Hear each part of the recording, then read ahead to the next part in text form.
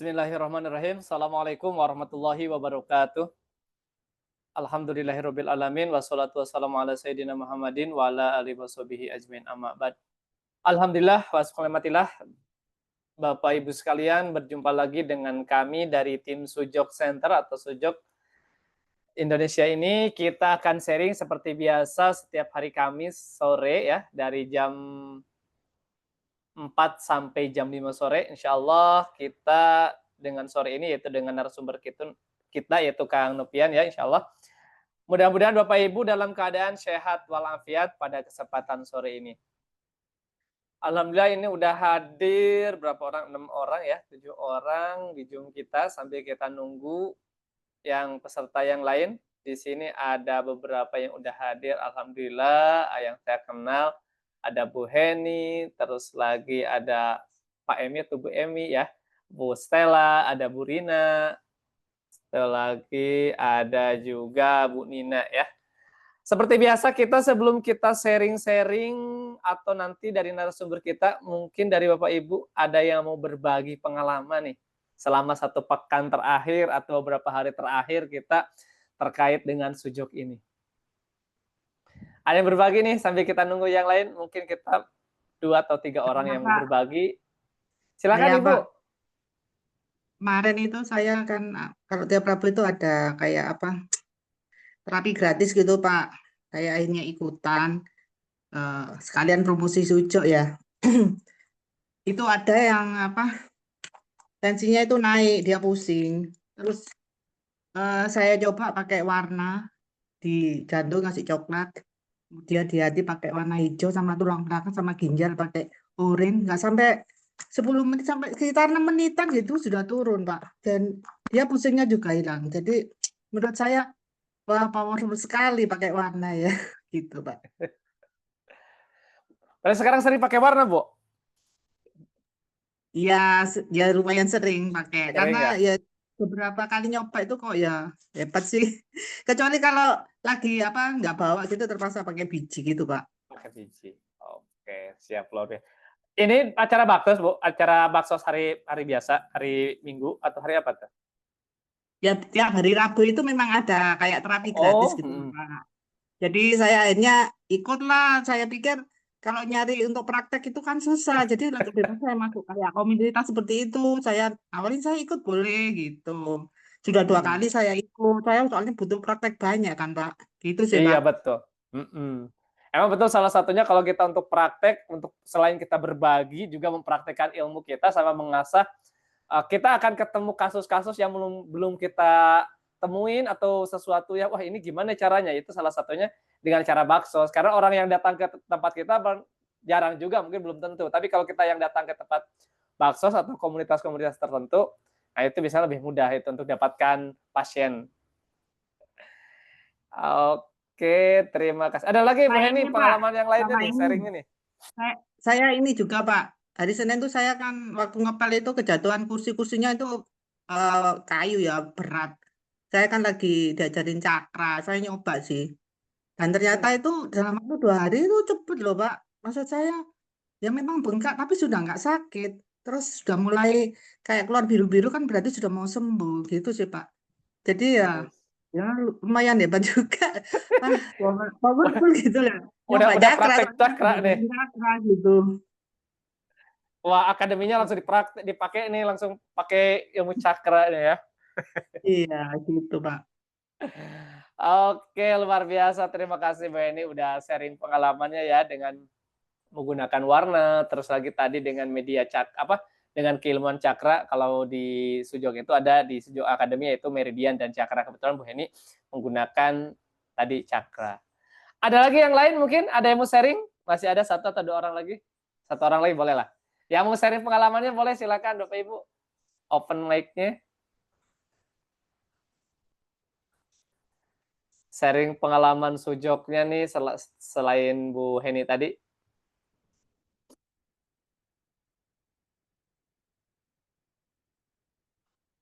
Nah, buat Bapak Ibu yang udah praktik sujok atau udah belajar sujok, jadi kita jangan ketika ada komunitas ataupun ketika kita ketemu orang lain, terus lagi ketika ada baksos, kita langsung aja terjun karena apa? Insya Allah dengan salah satu keahlian atau keilmuan sujud yang udah dimiliki, kita bisa memberikan manfaat buat orang lain. Mungkin buat kita yang udah belajar, wah ini gampang banget sih istilahnya. Tapi buat orang yang sakit dengan bantuan kita itu sebagai wasilah kebaikan dan manfaat buat mereka itu, wah ini bisa dirasakan oleh si pasien itu sendiri. Ada satu orang lagi mau sharing pengalamannya? Saya, Pak. Oke, Bu Sulastri, silakan Ibu. Eh, saya ya itu nyambung dengan Bu Heni tentang latihan, kan kebetulan akademi kita kan satu ini ya, satu Angkatan kelas ya, tetap ya. kelas ya. Kemudian ya kita saling sharing. Tapi yang terakhir ini pelajarannya kan mengenai pembuatan titik energi yang biasanya kita pakai merah-merah itu, Pak. Kan yang terakhir diajarin pakai yang cakra di solar plexus. Ternyata saya itu ya pertama awalnya ragu-ragu, ini apa bisa enggak ya? Tapi saya pesan ke teman, terus pesan ke beberapa yang saya kenal yang bisa mau mencoba, saya suruh coba. Ternyata hasilnya luar biasa loh Pak. Solar plexus itu kalau kebetulan waktu itu kan yang diperbolehkan tintanya hitam atau putih. Kalau magnet boleh atau pakai biji ya Pak ya. Tapi biji kan yang ada ujung-ujungnya. Nah, teman saya itu nyoba, ternyata cuma pakai merica, Pak. Lada hitam. Dicobakan ke atletnya, ternyata powerful, Pak. Padahal cuma satu titik itu aja yang diberi di pergelangan tangan itu. Dan yang ada kendala sakit waktu itu di kaki, teratasi dan bisa ikut apa, HES ya istilahnya. Itu bisa menjangkau ini apa kayak kan ada etapenya, etapa short, long sama medium gitu. Itu dia bisa lampaui dengan baik. Terus kemudian saya barusan Selasa itu dapat pasien ini kayak otot-ototnya itu kok mengempes semua gitu loh Pak. Ternyata sudah 15 tahun itu terjadi kayak penyempitan dan ada osteo di leher. Nah, daging-daging yang nempel di lehernya ini, di pundaknya itu habis, Pak. Jadi yang saya baru tahu waktu saya sentuh, ternyata tinggal tulang sama kulit loh, Pak. Bisa lubang gitu, jadi dagingnya itu tidak ada. Saya waktu itu megang itu bingung. Ini orangnya kok di tangan saya proof dengan yang lincip itu, yang lancip yang punyanya ngetes mini itu loh Pak, untuk tidak merasa sakit. Jadi mati rasa semua. Di jarinya ini tidak ada rasa sakit. Terus saya ini putus asa. Ini diapain ya? Saya ini bingung mau diapain. Saya pasanglah ini titik energi di solar plexus. Selang 5 menit Pak. Dia ngomong gini, kok ada rambatan ini ya? Kayak ada yang mengalir di jari-jarinya gitu. Lalu saya coba cubitin, mulai terasa Pak. Ada reaksi, ada rasa getar-getar. Atau memang seperti itu ya Pak ya? Untuk yang solar plexus itu memang begitu Pak. Kok luar biasa, maksudnya ini sudah mati rasa itu 15 tahun Pak. Jadi sampai mengecil, pundaknya itu dadanya bagian atas tuh kecil badannya. Terus otot-otot di jarinya ini, untuk otot besarnya itu tidak ditemukan. Tipis sekali gitu, nggak ada dagingnya gitu loh. Ternyata terakhir itu saya kasih itu membawa hasil Pak. Moga-moga lah nanti pertemuan kedua besok di Jumat nanti moga-moga ada berita baik Pak. Itu aja dulu Pak sharing saya. Terima kasih. Amin, luar biasa. Terima kasih banyak Bu Sulastri, wah luar biasa nih. Ilmu akademinya, ilmu sujoknya langsung dipraktekkan terkait energi dan solar plexus ya. Nanti buat Bapak Ibu yang pengen ikut tahu gimana keilmuannya, nah itu ada di kelas sujok akademi. Oke, karena waktunya kita udah jam 4 lebih ya. Testimoninya terima kasih Bu Heni sama juga Bu Sulastri, dan yang lain juga pasti punya testimoni yang lain bisa dibagi buat kita semua. Mari kita sapa yaitu narasumber kita Kang Nopian. Assalamualaikum Kang Nopian. Tadi udah kita ngobrol ya. Udah masuk? Waalaikumsalam warahmatullahi wabarakatuh. Alhamdulillah. Ya, Kang Nopian, seperti biasa kita sebelum kita tanya jawab, mungkin nanti ada beberapa pertanyaan yang udah hadir. Alhamdulillah ada 18 orang kita di Zoom ini. ada Alhamdulillah. opening atau mungkin ada pembukaan dulu, sharing-sharing dulu, baru setelah itu kita buka tanya jawab. Nanti kurang lebih sampai jam 4.50 atau nanti kita ada yang lainnya. Waktu dan tempat saya persilakan pada Kang Nopian. Ya, makasih banyak hatur nuhun. Berarti. Bismillahirrahmanirrahim. Assalamualaikum warahmatullahi wabarakatuh. Ya, alhamdulillah, Allahumma shalli wa sallim ala Rasulillah wa ala alihi wa sahbihi. La haula wa la quwwata illa billah. Asyhadu an la ilaha illallah wahdahu la syarika lahu wa asyhadu anna Muhammadan abduhu wa rasuluhu la nabiyya ba'dahu. Rabbi israh li sadri wa yassir li amri wahlul 'uqdatam min lisani yafqahu qawli. Ya, Bapak Ibu, ini tadi sudah dengar nih testimoni-testimoni dari dua peserta sejak akademi yang kalau kita bisa lihat berarti hasil belajarnya itu alhamdulillah bisa dipraktekin dan bisa jadi manfaat buat orang lain gitu ya. Ini kan manfaat dari ketika kita belajar kemudian nggak ragu untuk mempraktekkan karena sudah punya basic keilmuan, sudah punya dasar ilmunya. Itu yang dilakukan sama beberapa peserta setelah kelas-kelas di baik itu sejok apa namanya yang setiap bulan itu ada training-training sujok yang berbayar maupun yang setiap Kamis itu Bapak Ibu yang mungkin sudah pernah belajar di murojaah lagi diulangin lagi pelajarannya yang mungkin ada yang belum dibahas dapat lagi pembahasan yang baru, ada juga yang mungkin udah pernah dengar tapi lupa jadi ingat lagi gitu. Ini pentingnya terus berusaha untuk memaksimalkan apa yang sudah dipelajarin gitu ya. Karena dari setiap pertemuan itu sebenarnya saya selalu ada tuh sebenarnya kalau ada yang hadir nih Bu Emi juga kebetulan kemarin kebetulan lanjutan juga ada Bu Muya Syarah juga harusnya mungkin nggak hadir hari.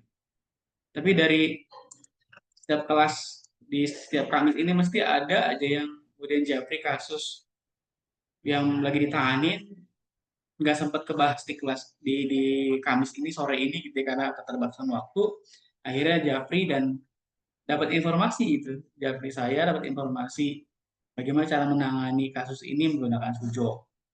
Nah di sujok yang barusan dibahas terutama yang misalnya kemarin tuh saya bahas ada namanya spinal nerve namanya. Spinal nerve itu kalau kita mau gali ya kalau kita mau gali hubungan antara tulang belakang dengan tubuh secara keseluruhan aja sebenarnya kita bisa dapetin banyak solusi itu untuk keluhan-keluhan kesehatan di tubuh kita apapun keluhannya mau keluhan itu eksternal luar gitu ya berupa nyeri gitu atau keluhannya internal berupa masalah pada organ atau bahkan mungkin yang berhubungan dengan psikologis berhubungan dengan emosi gitu. Ada penyelesaian gitu ada solusinya gitu di sujok ini insya Allah gitu. Dan kalau saya lihat tingkat keberhasilan seseorang praktek sujok itu salah satunya ini dari sekian banyak faktor adalah keyakinan terhadap ilmu sujok ini. Keyakinan penuh terhadap ilmu sujok ini kan. Kenapa bisa yakin? Karena yang pertama ikutin kelasnya itu benar-benar terus runut, bahkan rela ngeluarin banyak waktu gitu ya untuk belajar lagi, untuk lihat video-video lagi karena sujok sekali lagi sudah mengakomodir apapun yang Bapak Ibu mungkin butuhin informasi terkait protokol sujok untuk keluhan apapun. Yang penting rajin-rajin ini aja ngetik keyword aja tuh. Jadi sujokaja.com udah ngasih fasilitas buat Bapak Ibu semua belajar lebih lanjut. Minimal ketika Bapak Ibu ketemu keluhan yang belum bisa nanganin, lihat aja videonya. Karena di sujokaja.com itu isinya tuh bener-bener praktik-praktik singkat yang insya Allah bisa langsung diikutin caranya dengan mudah insya Allah. Sesuai dengan level yang sudah diikutin Bapak Ibu semua dalam belajar sujud. Nah, saya cerita kemarin ada pembahasan spinal nerve itu. Di pembahasan spinal nerve itu, saya bahas menangani gangguan kesehatan di apapun keluhannya menggunakan prinsip spinal. Ya, izin Kang Nurhadi jadiin saya co-host dulu ya. Saya coba mau ulas nih. Extension, intention, consciousness. Nah, itu kalau sampai pada tahap consciousness, udah rutin praktek, insya Allah sampai itu pada proses itu. Jadi pada saat saya kemarin bahas tentang spinal nerve, gitu ya. Kemudian ada yang Japri nanya, saya jawab sesuai dengan kaidah protokol spinal nerve ya, menggunakan prinsip tulang belakang dari mulai servikal sampai ke koksik sampai ke bagian tulang tungging itu. Kemudian kasus yang kemarin ditangani itu sama salah satu peserta yang Japri itu Umu Yasharoh adalah ada nenek, ada ibu ya usia lebih yang punya masalah tulang belakang, terutama bagian pinggang. Kendala yang dialami dari hasil pengamatan si artis ini, karena beliau juga akupunturis, karena kondisi posisi tidur yang kurang pas, misalnya menggunakan kasur kasur kapuk yang notabene konturnya itu kadang-kadang nggak ini ya, nggak simetris, nggak lurus, sehingga menyebabkan tulang belakang seseorang mengalami gangguan. Kalau itu memang sudah jangka panjang misalnya dampaknya. Dampak terjadi karena memang sudah jangka panjang. Sehingga diambil langkah terapi akupuntur. Kemudian begitu nanya bagaimana protokol spinal nerve buat masalah tulang belakang yang lumbal yang bermasalah ini di si pasien ini usia 70 tahun kan. Kalau bisa dipikirkan secara apa namanya?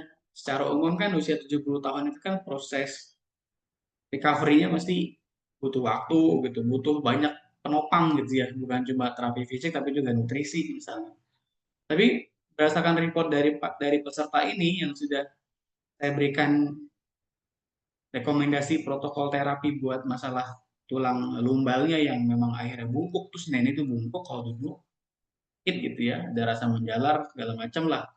Begitu dia praktekin sekali dalam praktek itu, ternyata beliau eh, ya itu kan ada kombinasi dengan akupuntur. Beliau mengatakan perubahan cukup signifikan gitu, cukup signifikan menggunakan spinal nerve. Jadi kalau Bapak Ibu mungkin melihat tayangan atau Bapak Ibu mungkin juga bisa buka lagi tayangan di YouTube atau postingan di YouTube Sujud Indonesia di kami di bulan apa saya lupa tuh, 2 bulan sebelumnya kalau nggak salah itu saya ngebahas spinal nerve. Oh iya mungkin ya nanti cek lagi aja. Protokol terapi sujud untuk semua keluhan menggunakan spinal nerve, menggunakan izin Kang Nurhadi itu jadiin co-host dulu nih. Saya bisa share file PowerPoint-nya nih untuk ngulas lagi supaya yang belum praktek udah lihat tapi kayaknya saya nggak dapat nih pelajaran ini dari Pak Heriza, dari Samuel, dari master-master ya Sujok. Ternyata karena ini yang berdasarkan pengalaman saya praktekkan dan saya ngerasain juga hasilnya cukup luar biasa. Ini sebagai protokol tambahan ternyata cukup efektif gitu. Dan kemarin ada testimoni, makanya saya makin yakin.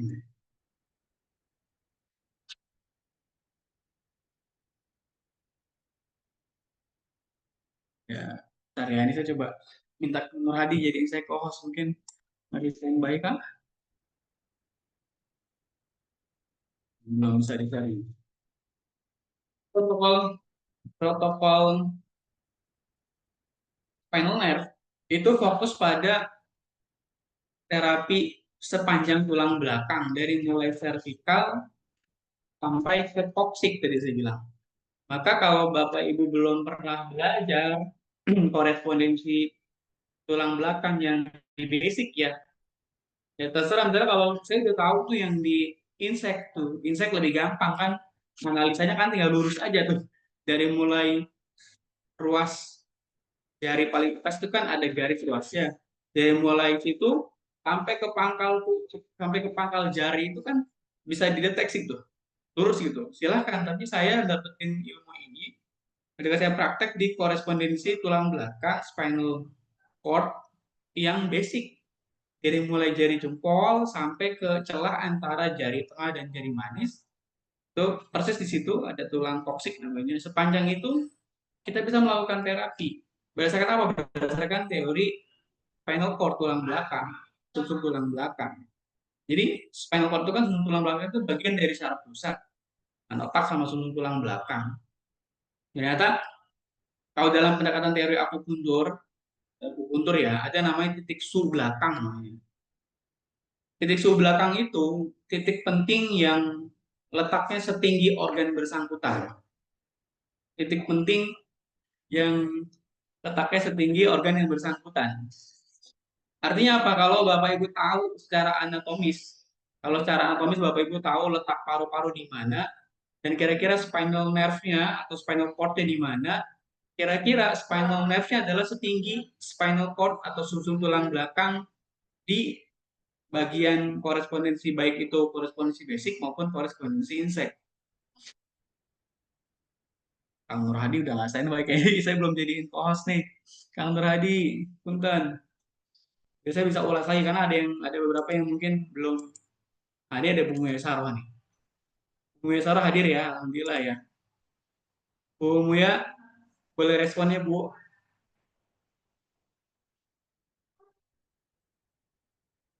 Halo Bu Muya Saroh, standby nggak nih Bu di depan handphonenya nih?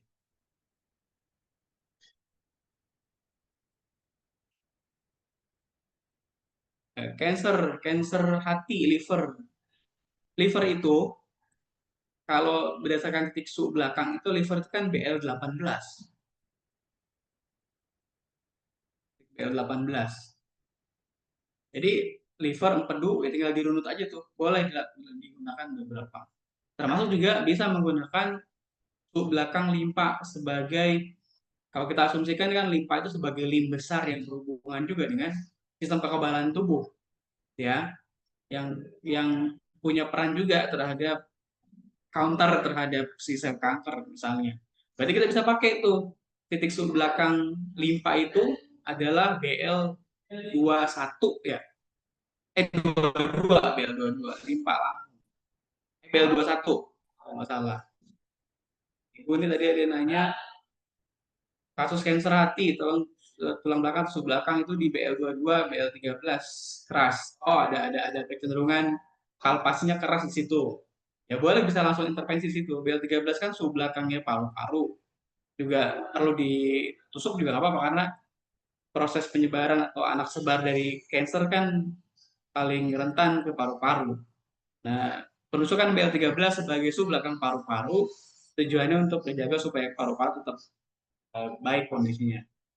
BL22 itu tadi BL22 itu mungkin sub belakangnya limpa ya. Tapi tambahin BL18 sub belakangnya liver untuk ngebantu maksimalin fungsi sehat. Ini karena Kang tadinya nggak standby, saya mungkin mau testimoni dari Bu Saroh nih. Bu Saroh hadir nggak? Standby nggak sebelum kita mungkin buka kolom pertanyaan lebih banyak nih. Bu Saroh sebagai pelaku praktek dari sub belakang, saya mungkin boleh minta testimoninya dan mungkin jadi motivasi juga buat yang lain. Gitu. Mudah-mudahan Bu Saroh bisa sharing lah apa yang dilakuin terhadap si titik spinal nerve itu. Ada pasien yang lansia kemarin itu. Dua-duanya nggak responnya. Ya Nggak karena ada Kang sih. Nuradi, Kang Nuradi izin jadi co-host kan. Oh, oke, silakan. Ini kayaknya belum ini. Bu Muyasaro seperti ada tapi belum keluar suaranya nih. Boleh silakan Kang. Ya, yang jadiin co-host dulu nih. Lain co-host dulu. Siap. Bentar. Gue Saru mungkin sambil praktek, sambil terapi kayak jadi ikut kelasnya. Oke. Karena menarik kemarin testimoni dari beliau terkait kondisinya. Bu Emi juga boleh nih kalau standby ini, Bu Emi juga termasuk yang kemarin akhirnya banyak ngobrol selama 4 hari Kang ikut private kemarin nyelesain korespondensi basic sama insek sama protokol sujo. Bentar.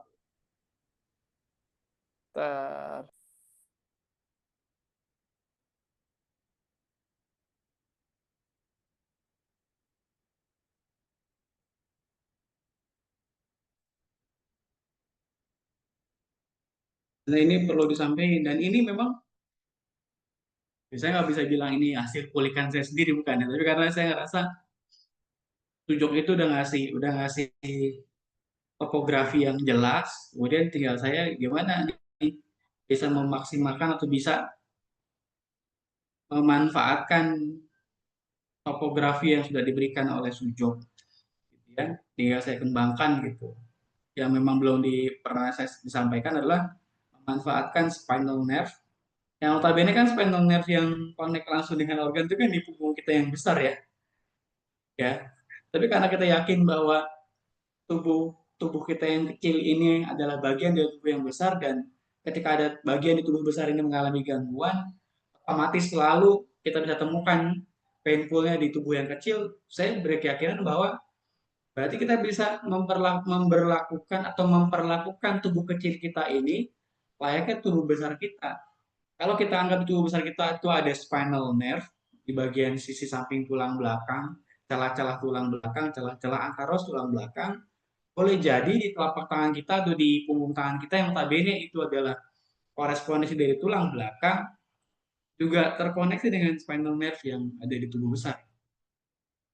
Karena pernyataannya ketika dipraktekkan di bagian situ, di bagian spinal nerve di tulang korespondensi basic ya, korespondensi basic, ternyata banyak yang berhasil gitu. Tingkat keberhasilan cukup tinggi, kombinasi antara protokol yang biasa dilakukan, warna, biji di bagian anggota tubuh yang sakit, dan dikombinasi dengan spinal nerve, hasilnya lebih powerful.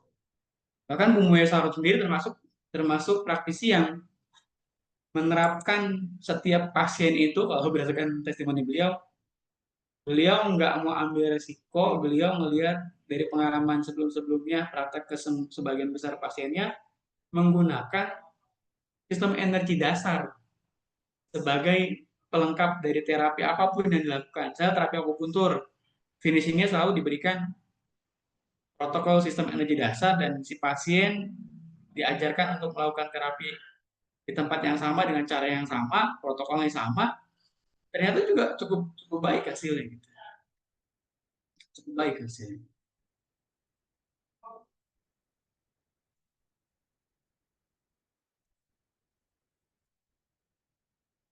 Nah, ini udah bisa di-share. Kita coba ini apa namanya?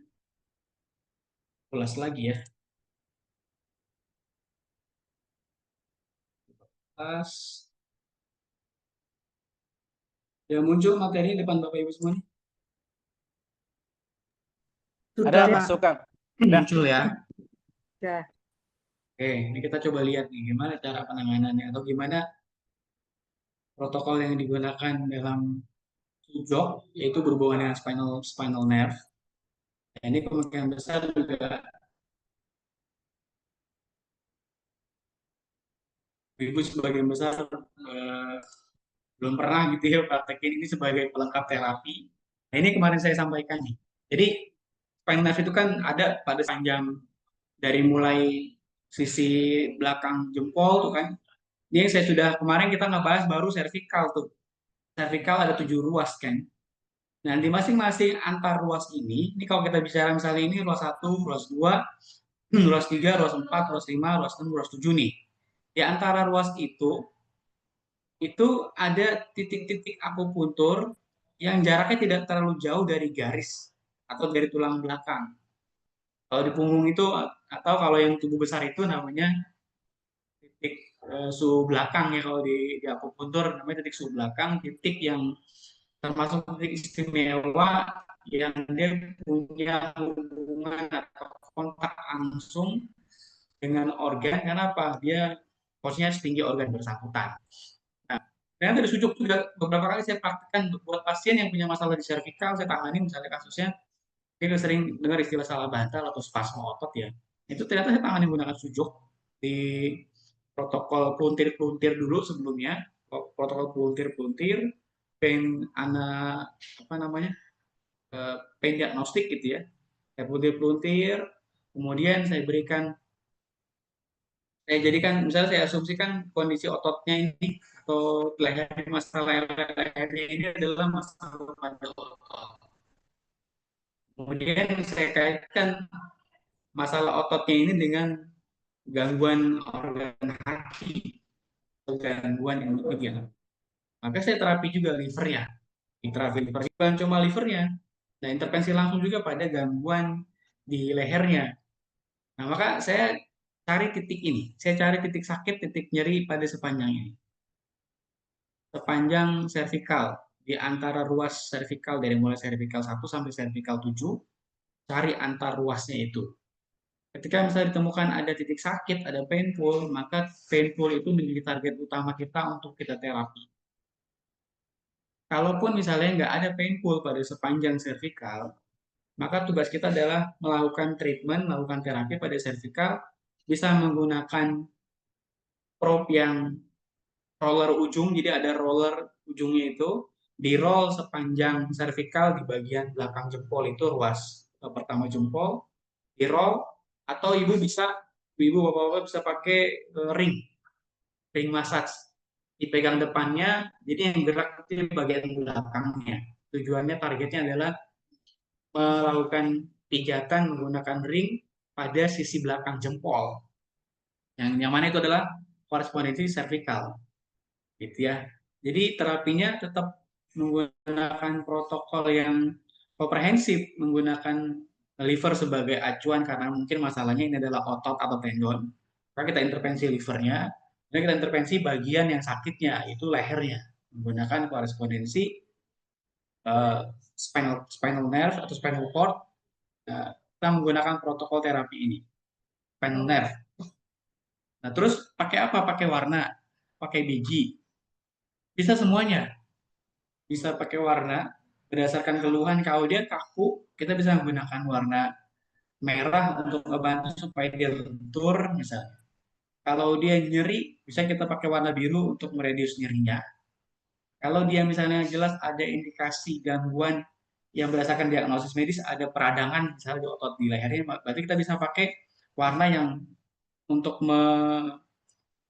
merilis peradangannya, berarti menggunakan warna hijau. Ya, kalau misalnya nyeri, kita pakai ibuprofen gitu. Kita pakai analgesik, pakai anti nyeri yang menggunakan warna kuning. Tergantung kita kuatkan intention kita, yakin kita menggunakan warna apa untuk kasus ini. Begitu kurang lebih. Ini servikal. Nah, terus menggunakan biji. Nah, pada saat setelah dipijat, dimasak, kemudian tambah biji, ya, diwarna, kemudian tambah biji, bisa. Nah, yang dilakukan Bu Muya Saroh, berdasarkan testimoni atau berdasarkan informasi yang saya dapat dari beliau karena seorang akupunturis, seorang praktisi akupuntur, maka menusuk pada bagian atau pada titik-titik yang sakit di sepanjang lumbal yang teridentifikasi atau terdeteksi sakit di situ, ada painful di situ. Ditusuk menggunakan jarum 1/4 cun. Sujok mart juga kayaknya ada tuh, masih ada jarum 1/4 cun itu, jarum. Kalau memang sudah belajar, sebaiknya bisa dapetin jarum dan inserternya dari kantor tanya inserter. Mau inserter yang air, mau inserter yang gravitasi, silahkan. Jarumnya juga Sujok Indonesia atau Sujok Mart sediain tuh. Dan yang dilakukan Bu Muisaro kemarin adalah menggunakan jarum. Sementara kalau saya selama ini menggunakan biji. Jadi nggak usah khawatir, saya belum berani nusuk Pak Sofian. Silakan pakai biji. Bahkan metode ini fleksibel juga Bapak Ibu. Ada yang nanya tuh insomnia, gimana insomnia? Insomnia itu yang pertama, kalau dalam protokol, dalam kaidah terapi sujok itu, insomnia misalnya. Kan tugas kita ini kalau kita bicara kaidah sujok itu, yang pertama aware di mana keluhannya. Bukan cuma di mana keluhannya, tapi hubungan keluhan ini dengan organ tubuhnya yang mana, coba dicari. Kalau kita bicara susah tidur, dalam pendekatan DCM, dianggap kondisi yang terjadi karena ekses jantung, ada ekses di jantung, sehingga otaknya itu ekspansi. Jadi orang di sini otak kemana-mana, sehingga menyebabkan dia susah tidur. Kalau kita yakin bahwa susah tidur itu disebabkan karena aktivitas energi di jantung yang berlebihan, maka tugas Bapak tadi, Mbak siapa nih, sempat nanya masalah insomnia, ya. Bu Juniati ya. Ya, insomnia. Insomnia tuh langsung dicari tuh. Insomnia itu keluhan yang berhubungan dengan organ apa ya? Kalau target kita adalah organ, maka reduce energi di organnya. Karena itu indikasi dari gangguan yang tergolong excess atau yang. Maka kalau kita bicara insomnia, berdasarkan teori TCM ya, itu disebabkan karena excess yang jantung, karena berlebihan energi di jantungnya. Salah satunya ya, berlebihan energi di jantung, sehingga menyebabkan seorang mengalami gangguan tidur, gangguan sulit tidur. Maka Juniati tadi terapi jantungnya, reduce energi jantungnya, sedasi energi jantungnya menggunakan warna, bisa pakai warna aksis dari jantung coklat. Kalau kita anggap jantung ini berlebihan atau ekses, maka kita bisa pakai warna aksis yang menggunakan warna coklat di jantung. Kebalikan arah jarum jam, warna ini ya. Atau kita misalnya mau pakai empat warna yang direkomendasikan ya, warna biru, merah, hijau, kuning. Kalau yang berhubungan dengan berlebihan, yang tugasnya menurunkan, warna yang bisa menurunkan, mereduce gitu ya, itu warna biru. Jadi di jantung dikasih warna biru. Nah sebelumnya biasa dipijat-pijat dulu di jantung, putar kebalikan arah jarum jam, baru kemudian dikasih warna biru. Intentionkan, kalau kita berkeyakinan bahwa diagnosisnya adalah jantung yang ekses, maka intentionkan atau niatkan warna biru yang kita taruh di bagian jantung ini, tujuannya untuk mensedasi, menenangkan jantung supaya nggak ekses, supaya nggak berlebihan kerjanya. Pertama itu jantungnya dulu, direduce, disedasi menggunakan warna biru. Kemudian ginjalnya dikasih warna biru, arah jarum jam. Jadi jantungnya kebalikan arah jarum jam kasih biru, ginjal dikasih warna biru tapi searah jarum jam. Kenapa ada masalah dengan ginjalnya gitu? Nah, kalau ekses yang jantung atau jantung yang berlebihan biasanya akan berdampak dalam siklus pusing itu adalah siklus penghinaan gitu. Maka tugas kita adalah meningkatkan si ginjal. Nah, dikasih warna biru arah jarum jam, kemudian bisa dikasih kaca merah. Itu dua dulu tuh protokol utama itu. Protokol utama yang pertama jantung diredius, disedasi, kemudian ginjal ditonifikasi. Perlakuannya sebaliknya. Baru kalau kita mau pakai prinsip ini, prinsip spinal nerve misalnya, ini bisa kita fokus pada cervical. Karena area kepala yang berhubungan dengan area kepala itu kan di sepanjang cervical. Tapi yang dekat dengan kepala, cervical 1, 2, 3, gitu ya. Itu dicari, ditekan-tekan, dicari di sepanjang sisi kiri kanan. Kalau Bapak misalnya bingungan di mana letaknya, Bapak atau Ibu bisa bikin garis yang lurus dari pangkal kuku jempol ya, sampai ke pangkal jempol, bikin garis lurus. Nah, kira-kira itu di samping kiri kanan garis yang dibuat itulah cervical nerve itu. Atau spinal nerve itu adalah posisinya di samping garis yang sudah dibuat di jempol itu. Sisi kiri kanannya. Random aja cari. Ada sakit gitu. Kalau ada, ya udah langsung eksekusi. Dalam hal ini, kalau kita bicara susah tidur, mungkin kita bisa pakai warna biru misalnya di situ, di bagian yang sakitnya. Kemudian tambah biji-bijinya bebas. Bisa pakai biji lada hitam, bisa pakai kacang hijau, bebas aja. Yang penting ada yang bisa ditekan-tekan di bagian cervical setelah itu. Kalau bisa pakai jarum, silakan bisa pakai jarum. Tapi karena jempol ini tulang ya, maka dia nggak bisa berdiri tegak. Penusukannya sukutan, posisinya miring. Bisa miring ke arah garis yang dibuat di belakang jempol itu, atau bisa ke arah bawah atau ke arah atas. Sesuaikan aja kebutuhannya. Gitu. Jadi ini kayak begini polanya. Kalau kita tarik ke bawah juga sama akan begini nih. Akan ada ruas-ruas tulang di bagian tulang torakal 1 sampai 8 di sini, kemudian 9, 10, 11, 12 di bagian sini. Baru kemudian ke bawahnya itu ada lumbal, ada sakrum, ada koksid.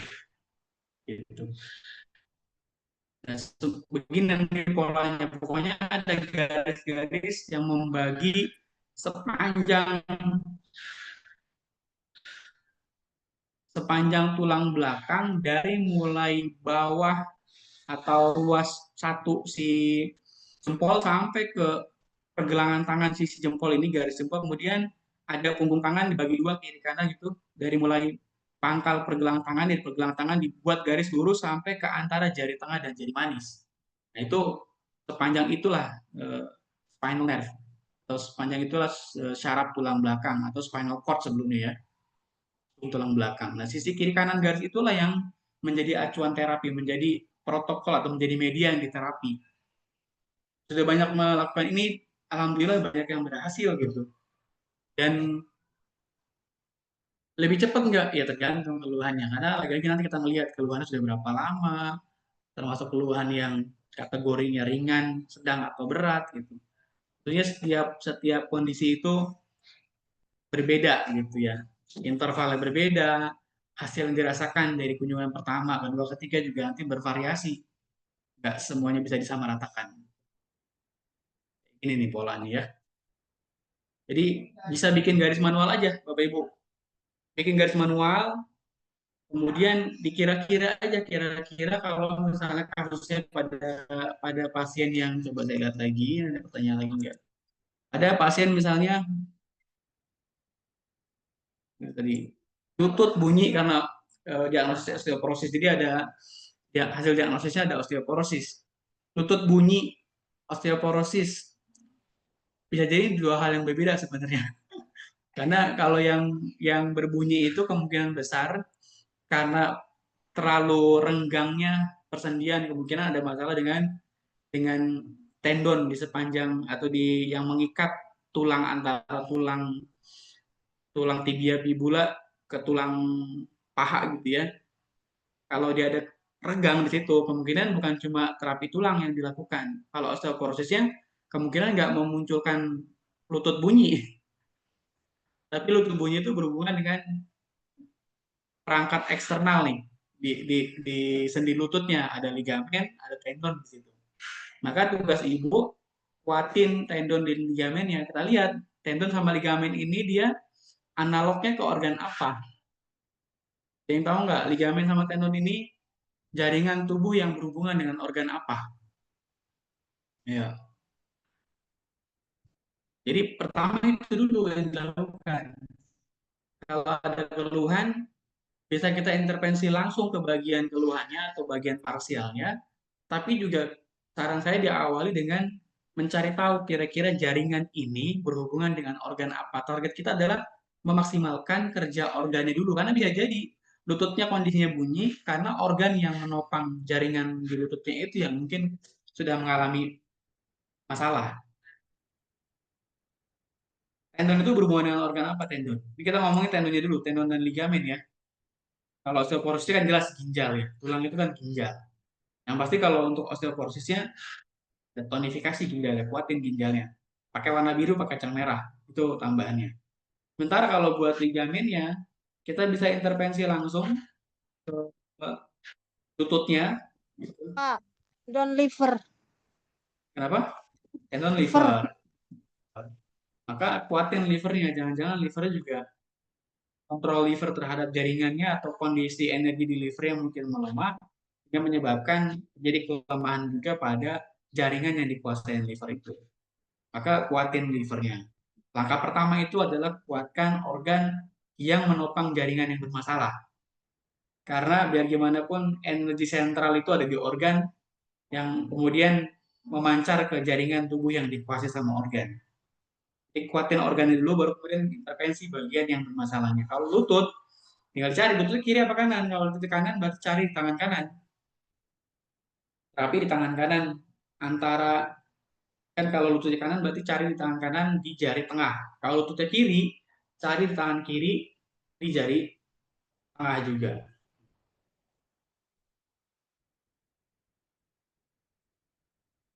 Jadi kalau lutut kanan cari di tangan kanan di jari tengah, lutut kiri cari tangan kiri jari tangan kiri.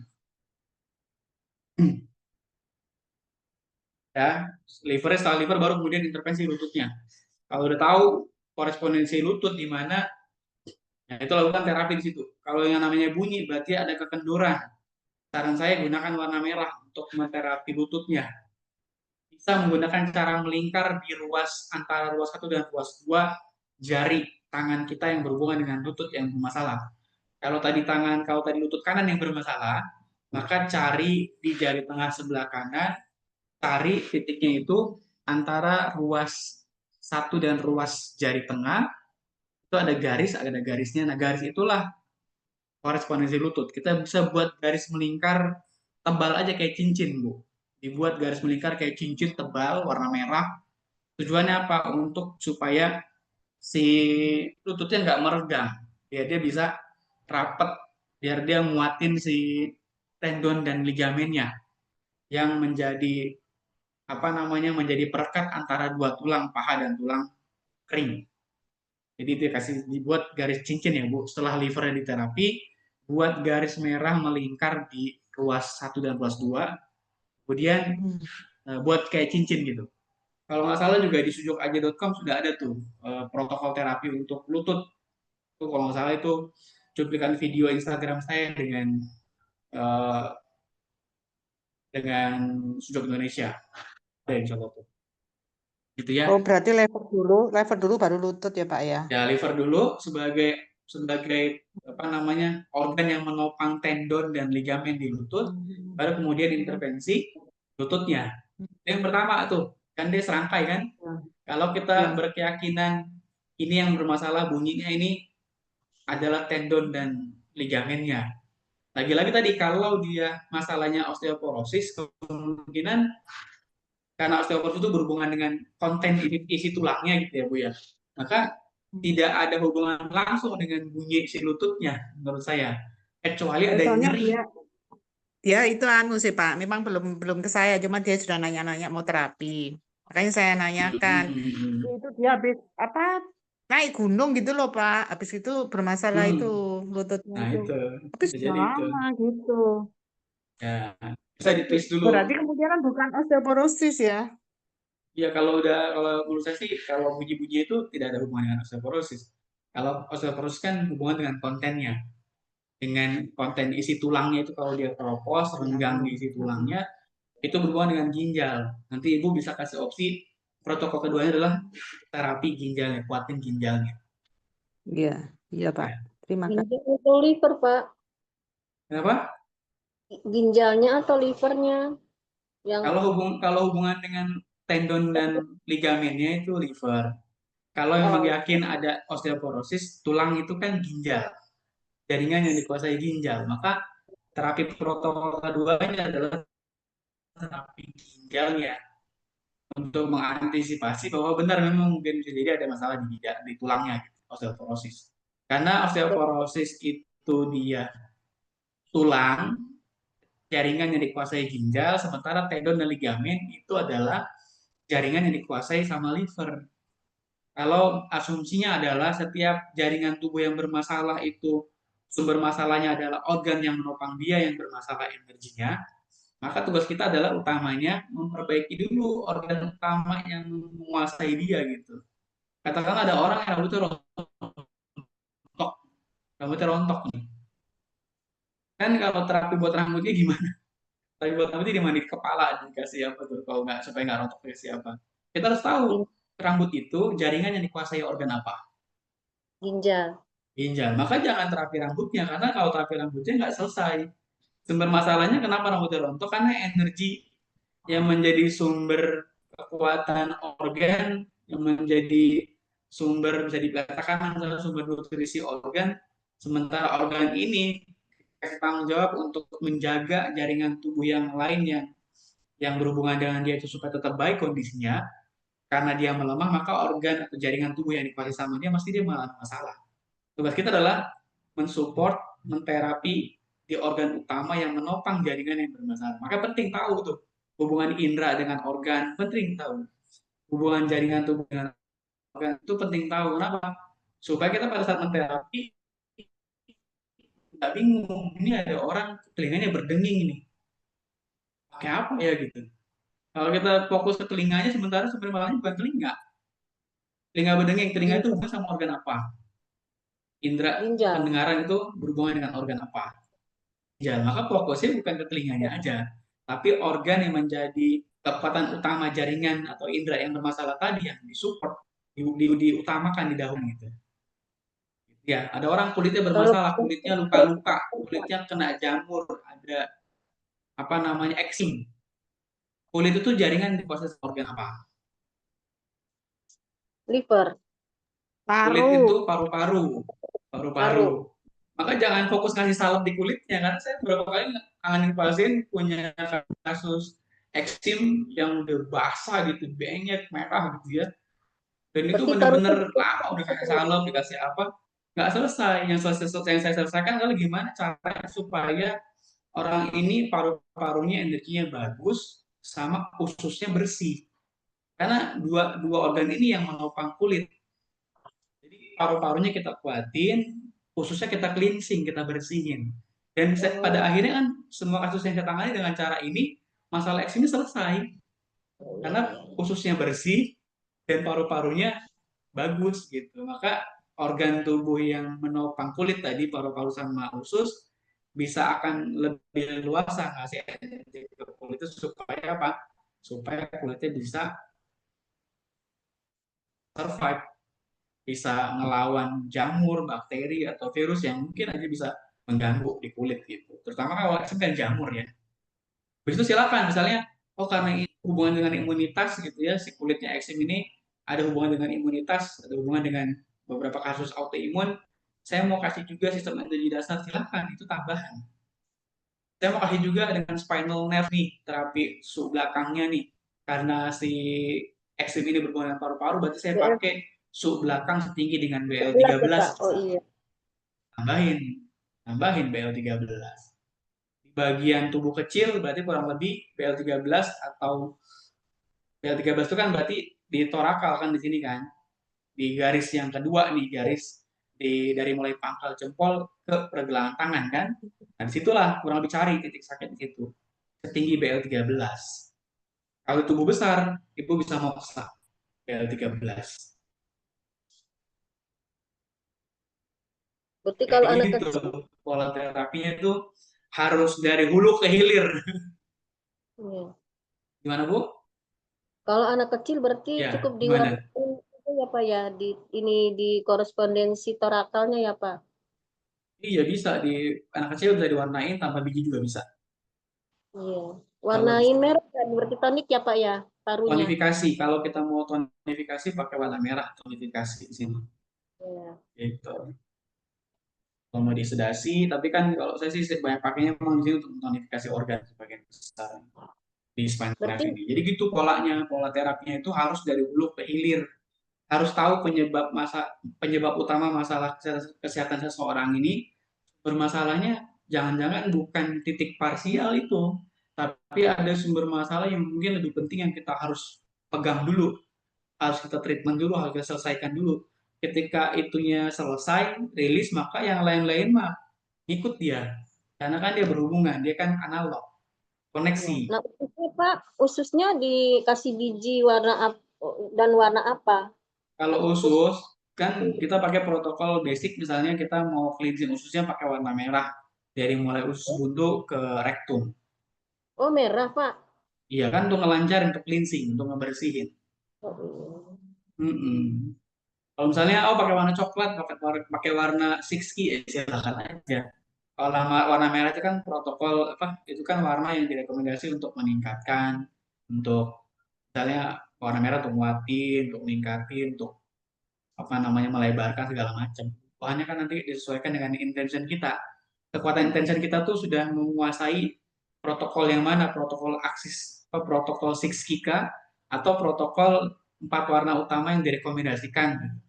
Ada 4 warna utama yang direkomendasikan tuh di luar dari 6 tadi. Iya. Bahkan cenderung bertolak belakang dengan 6 misalnya.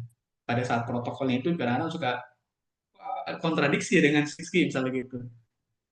Nah itu sesuaikan aja sama kemampuan ibu-ibu semua, sudah belajar yang mana, kekuatan intentionnya tuh kekuatan mengolah apa namanya pikiran itu ke materi yang mana yang sudah dikuasai sih. Gitu ya. Izin Pak Novian, Enggak. pas Pak Novian jelasin yang itu yang apa untuk usus buntu itu alhamdulillah Pak rilis Pak. Insya Allah. Ini siapa nih?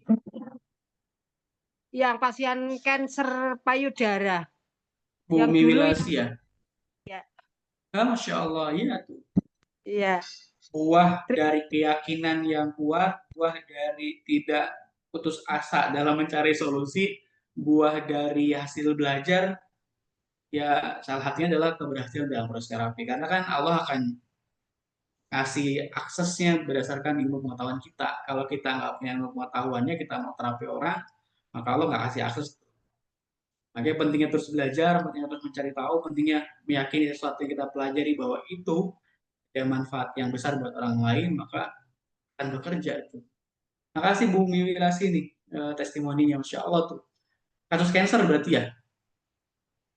Iya Pak, kanker payudara yang itu dulu kan terus ada usus buntu itu kan kulitnya kan ngelupas kayak ular itu loh. Ya. Dulu Jadi Pak itu Novi tuh. ini kan mungkin alhamdulillah Jadi rilis. penting, alhamdulillah penting menyelesaikan masalah kesehatan seseorang itu dari hulu ke hilir. Nggak bisa kita nyelesain di hilirnya aja, nggak bisa nyelesain hulunya aja, karena hilir itu ada karena hulunya bermasalah. Maka selesaikan dari hulunya, nanti runut sampai ke hilirnya, nanti selesai insya Allah. Kalau ke hilirnya aja, sementara ada sumber masalah yang belum diselesaikan, maka dia akan tadi kayak misalnya orang eksim, gatel banget, dia salah makan gatel, dikasih salep sama dokter tuh, sembuh, gitu lagi, sembuh itu karena kita nyelesainnya di sini aja, sementara ada hubungan antara kulit ini dengan organ tubuh yang lain yang menopang dia. Maka tugas utama ibu-ibu semuanya adalah menyelesaikan masalah utamanya dari hulunya. Kira-kira ini jaringan ini kira-kira berhubungan dengan organ apa ya gitu. Dan nggak ada jaringan tubuh kita yang tidak dikuasai organ. Mau bilang apa kuku? Kuku siapa yang menguasai kuku? Kuku siapa kuku? Kuku dia adalah bagian eh, sistem integumen. Berarti nyambung sama kulit. Benar paru-paru. Gigi siapa gigi? Gigi. Ginjal. Ginjal. Itu. Jadi gitu polanya. Jadi nyelesainnya bukan di giginya aja, tapi selesai. Makanya ada protokol animal head buat gigi. Nggak cukup saya nerapi animal head-nya aja buat nyelesain masalah giginya. Karena kadang-kadang kalau kita selesaiin di sininya aja, sakit giginya dia reda sebentar, nanti begitu lagi. Tapi selesaikan juga dari hulunya. Karena gigi adalah bagian dari tulang, adalah jaringan yang dikuasai ginjal, maka penting meningkatkan energi di ginjal supaya apa? Daya support ke jaringannya, si organnya akan lebih efektif. Dan itu akan mempercepat proses pemulihan dan penyembuhan organ atau jaringan yang dikuasai sama organ tubuh kita. Jadi begitu pola pikir Sujok tuh begitu. Itu sama dilakukan sama pola pikirnya TCM. Jadi menyelesaikan masalah dari sumber masalahnya, baru kemudian parsialnya yang dampak dari organ yang bermasalah ini, yang karena dampaknya juga akan selesai. Mata, siapa yang menguasai mata adalah liver. Masalah di mata bukan cuma terapi matanya gitu, tapi juga liver. Liver Pak. Mulut, ada orang sariawan, Bu. Sariawannya parah banget. Mulut tuh jaringan yang mulut itu indera atau bagian tubuh yang dikuasai sama organ apa? Mulut. Limpa ya Pak? Limpa dan lambung. Iya, lambung. Limpa dan lambung. Jantung udah berapa lama masalah mulutnya? Kalau udah lama, mungkin udah sampai ke limpa. Kalau misalnya sariawan baru-baru aja, kemungkinan masih di lambung. Kalau mulutnya bau, berbicara bau gitu. Tergantung baunya, aromanya. Nanti analisanya ke aromanya. Aroma asam itu berhubungan dengan kondisi asam di lambung. Kondisi berbau busuk kemungkinan ada sampah yang tidak terurai di lambung. Mungkin lambungnya mengalami gangguan peristaltik sehingga ampasnya terlalu lama ngendap dan akhirnya memunculkan bau busuk. Bau busuk gitu ya. Jadi tergantung aroma baunya. Menyengat banget atau enggak juga itu termasuk sesuatu yang bisa dianalisa. Jadi gitu polanya. Hidung diwarnain apa kalau yang bau busuk Pak? Bau mulut, kalau kita anggap misalnya bau busuk terjadi karena lambungnya malas, berarti kita tingkatin fungsi lambungnya pakai warna kuning. Oh, tambah dikuatkan. jagung. Tambah jagung, Jagung. karena kita anggap bau busuk itu terjadi karena lambung gerakan peristaltiknya nggak efektif sehingga makanan itu ampasnya masih seolah-olah utuh, tidak terbuai dengan baik dan menumpuk di usus misalnya. Sehingga memicu terjadinya muncul bau. Kalau bau asam, berarti kan dia asam lambung tinggi. Maka asam lambung tinggi yang besar disebabkan karena ya ada luka di lambung misalnya. Maka tugas kita adalah mereda atau mensedasi lambung yang menggunakan warna hijau pada lambung untuk mensedasi gitu. Jadi polanya begitu, pola pikirnya begitu. Bau badan itu, bakteri di badan itu sama dengan bakteri di pencernaan kita. Kemungkinan bau badan juga berhubungan dengan kesehatan pencernaan. Apa bisa diasumsikan, misalnya kalau ternyata, karena kalau keringat itu nggak bau, jadi keringat itu ketika keluar dia nggak bau, cuma karena kelembaban itu memancing bakteri jadi aktif di bagian tubuh yang lembab, maka akhirnya memunculkan aroma tidak sedap di badan. Maka kita anggap mungkin masalahnya di pencernaannya. Ya, karena bau badan juga berhubungan dengan pencernaan.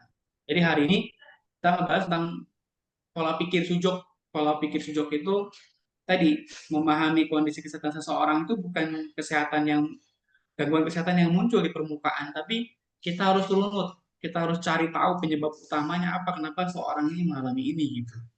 Karena kalau Bapak Ibu melakukan terapi sesuai dengan kaidah ini, hasilnya akan berbeda sekali. Coba deh rasain, coba deh ini bikin. Tadi masalah kasusnya tadi itu yang disampaikan tadi itu, yang testimoni tentang apa namanya kasus cancer tadi. Kalau orang berpikir mungkin apa hubungannya cancer dengan usus gitu, ya kan? Kenapa harus di cleansing ususnya gitu? Sebenarnya ada penjelasan ilmiahnya. Kalau Bapak Ibu misalnya mau nyari di Bumi Wilasi kan udah praktekin tuh ya. Ternyata alhamdulillah berhasil.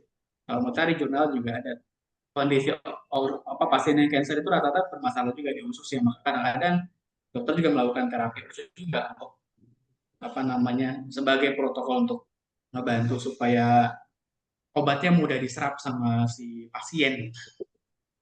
Nah, kalau dalam pendekatan teori holistik ada hubungan antara masalah pada cancer seseorang tuh dengan ususnya. Makanya protokol yang saya lakukan untuk pasien-pasien dengan kondisi-kondisi penyakit yang berat gitu ya. Apapun diabetes, orang yang kondisinya osteoartritis radang sendi gitu ya. Pengapuran, orang yang kondisi tadi tuh cancer, itu saya selalu berusaha untuk gimana caranya supaya orang ini buang air besarnya tuntas, cleansing ususnya gitu. Kan ada namanya kopi enema ya. Silakan sesuai kemampuan ibu semua, kalau udah memahami prinsip terapi kopi enema dan cara prakteknya silakan, itu juga bagus. Tapi kalau saya selalu menggunakan protokol sujok untuk membantu memperlancar buang air besarnya sekaligus memberikan klorofil buat dikonsumsi supaya membantu cleansing usus, termasuk untuk cleansing usus terapi durah usus ya. Silakan apa yang dikuasai yang bisa membantu cleansing usus seseorang yang punya masalah kesehatan yang serius dan lama banget nggak pulih-pulih. Coba deh kejar ususnya dulu. Kadang-kadang kita fokusnya ke yang lain, ternyata ususnya harus dibersihin dulu gitu. Ketika usus dibersihin ternyata kok kondisi fisiknya semakin baik. Kok terapi yang diberikan tuh respon tubuhnya semakin efektif, semakin baik gitu. Oke, Ya. luar biasa nih.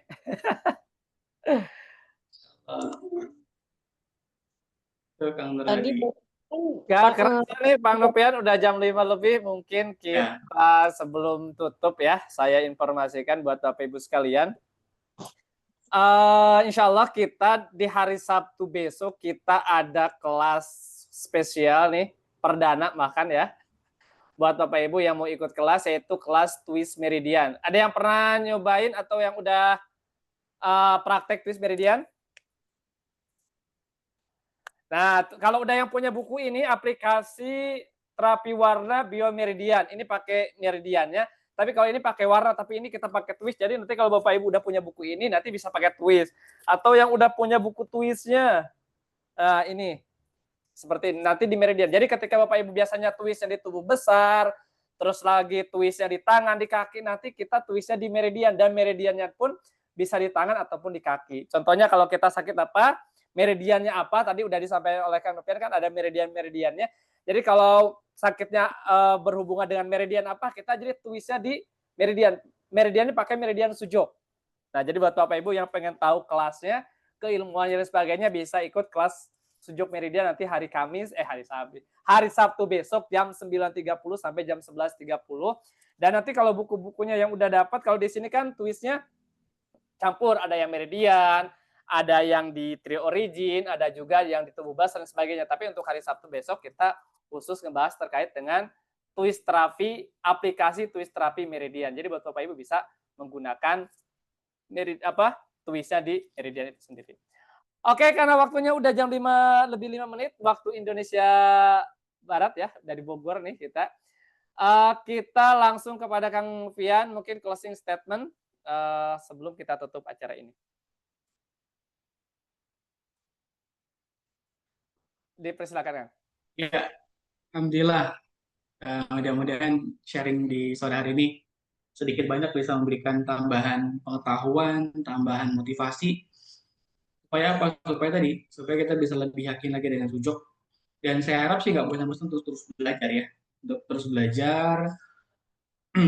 Karena tadi saya selalu ingetin bahwa sujok sendiri sudah mengakomodir siapapun yang ingin belajar, bahkan sudah ada website-website, ada yang bisa diakses gitu ya, bahkan channel-channel YouTube, di Instagram bisa diakses semuanya untuk terus belajar. Bahkan ada kelas-kelas yang mungkin beli berbayar itu video tutorial terapi per kasus juga ada, nanti bisa diklaim itu. Jadi kalau ngelihat sepanjang saya praktek dari tahun 2019 sampai sekarang itu, ya saya sebagai praktisi bukan cuma sujok, itu saya praktisi banyak terapi, pijat, akupuntur, gitu, bekam. Sujok ini bisa menjadi terapi pelengkap sekaligus terapi utama, tergantung kebutuhan. Karena tadi ada kasus-kasus yang mungkin kita tangan yang menggunakan sujok sudah cukup tuh. Tapi ada juga mungkin kasus yang perlu kita kombinasi karena ada perlu intervensi di bagian tubuh besar yang diperlukan gitu ya. Misalnya ada gangguan yang sudah sangat sakit di bagian tubuh besar gitu, kita bisa intervensi dengan pijat atau dengan bekam. Sementara sujok kita bisa gunakan sebagai pelengkap terapi dan bisa dilakukan atau dipraktekkan atau bahkan diajarkan ke pasien untuk diajarkan ya bagaimana protokol sujok yang bisa dilakukan sepanjang hari sampai benar-benar keluhannya rilis gitu. Di banyak kasus saya melakukan itu gitu. Bahkan Bu Muyasaroh berdasarkan testimoni beliau mengajarkan bagaimana cara memberikan sistem energi dasar di telapak tangan pasien, ngajarin gitu caranya gimana dan suruh diterapkan terus-menerus dan sambil dipantau, dimonitor. Gimana 2 hari ini, gimana 3 hari ini, gimana 4 hari ini, perubahannya sudah berapa banyak, kemajuan sudah berapa banyak. Tapi benar-benar pasien itu ngerasa diri ayah, ngerasa diurusin. Memang kalau kita bicara terapi itu bukan cuma pada saat eksekusi ya menterapi, tapi kemudian juga pada saat kita terus dampingi si pasien itu sampai benar-benar dia merasakan manfaat dari terapi yang kita berikan. Maka yang pertama yakini bahwa terapi yang kita pelajari ini terapi yang benar, yang baik, dan benar-benar menjadi wasilah sehatnya banyak orang. Yang kedua, tadi lakukan terapi bukan cuma pada saat dieksekusi terapi gitu secara fisik, tapi juga terapi juga psikologisnya. Dengan cara apa? Dampingi terus selama proses pengobatan dengan baik semua. Maka keyakinan yang penuh terhadap metode terapi ini akan mendatangkan keberhasilan yang nanti bisa Bapak Ibu sendiri rasain gitu. Karena saya bukan cuma testimonial, saya berharap Bapak Ibu semua juga bisa merasakan ini. Jadi jangan terlalu ragu untuk praktek terus sampai benar-benar Bapak Ibu merasakan hasil dari apa yang Bapak Ibu sudah perjuangkan gitu ya. Waktunya, biaya yang dikeluarkan. Mudah-mudahan sore hari ini bisa memberikan banyak manfaat Bapak Ibu semua. Dan mohon maaf pada kekurangan kekhilafan dalam menyampaikan informasi. Itu Kang Nur Hadi ya. Saya akhiri. Assalamualaikum warahmatullahi wabarakatuh. Silakan ke Kang Nur Hadi. Waalaikumsalam warahmatullahi wabarakatuh. Terima kasih Kang Nopian. Mudah-mudahan ilmu bermanfaat. Terima kasih buat Bapak Ibu yang sudah ikut belajar, ikut sharing, ikut berbagi pada kesempatan sore ini di hari Kamis. Insya Allah kita akan ketemu di hari Kamis yang akan datang. Dan buat Bapak Ibu masih ada kesempatan hari besok Jumat dan hari Sabtu kita akan belajar. Jadi buat Bapak Ibu bisa ikut belajar bareng kita nanti dengan Pak Heri Raja Budiman. Terus buat Bapak Ibu juga yang udah ikut kelas Sujok Akademi gelombang 41 sampai 14 bisa juga ikut kelas Sujok Diagnosing. Jadi buat Bapak Ibu bisa ikut kelas Sujok Diagnosing karena di Sujok itu ada diagnosing, jadi mendiagnosis penyakit ini kira-kira sakit apa, terus ngobatinnya gimana dengan cara Sujok. Nah itu ada di Sujok Diagnosing, tapi syaratnya untuk ikut Sujok Akademi diagnosing ini harus ikut kelasnya Meridian dan Cakra dulu 3 bulan. Jadi runtutannya Meridian dan Cakra 3 bulan, Akademi 1, yang kedua diagnosing, lalu selanjutnya adalah 4 titik atau yang Three Origin. Jadi buat Bapak Ibu pengen belajar lebih intensif, terus lagi pengen belajar lebih detail, bisa ikut kelas-kelas kami yang disiapkan khusus buat Bapak Ibu yang ingin belajar lebih intensif, lebih detail lagi. Itulah yang dapat saya sampaikan, mudah-mudahan bermanfaat dan ketemu lagi di pekan yang akan datang. Saya Nur Hadi undur diri, wabillahi taufiq wal hidayah. Assalamualaikum warahmatullahi wabarakatuh.